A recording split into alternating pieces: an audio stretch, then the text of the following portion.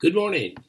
Run a little late this morning. Had several things going on. Had to get taken care of.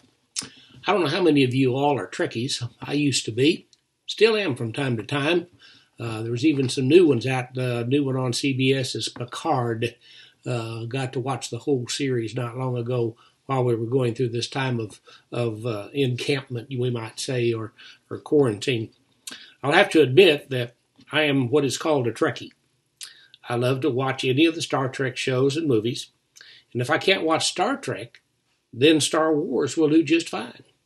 Truthfully, though, my fascination for sci-fi goes back much further than these more modern examples. I can trace my fascination all the way back to Flash Gordon and Lost in Space.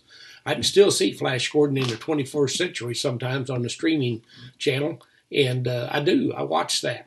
Also watch Lost in Space. I don't know how many of you all remember that program, but do you remember the robot in Lost in Space? He had a design flaw. He had no elbows.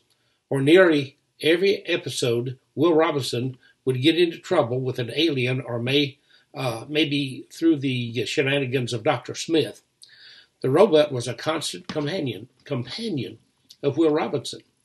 But the design flaw was always evident. The robot's arms would flail about, and he would exclaim with his warning, subroutine, "Danger, Will Robinson, danger." Now, this was all just fine, but with no elbows, he could never hug Will. There are sometimes that Will would need more than just a warning. He needed a hug. Even a hug from a robot is better than no robot at all. In Ephesians 2:12 through 13, it says this, that at that time you were without Christ, being aliens from the commonwealth of Israel and strangers from the covenant of promise, having no hope and without God in the world. But now in Christ Jesus, you who once were far off have been brought near by the blood of Christ. The word near in this verse means to place in the bend of the arm. In other words, Jesus was there to give you a hug. Jesus' sacrifice put us within reach of God's hug. We no longer are lost in the space of sin. Isn't that a wonderful thought for this morning? That we're not lost if we know Jesus. And we're not without being spiritually hugged. One day, we'll be physically hugged when we get to heaven.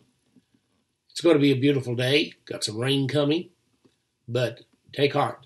Jesus Christ is still watching over us. God is still on the throne, and prayer still changes things. Looking forward to meeting with the council and with the deacons and staff this week, in which we decide how do we begin our soft re-entry into services.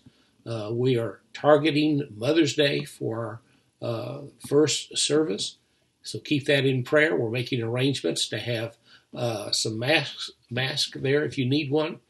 Also, we'll have sanitary hand wash. All of that stuff will be available. We ask you to come prepared to worship God in spirit and truth. See you later tomorrow. God bless you. Have a great day.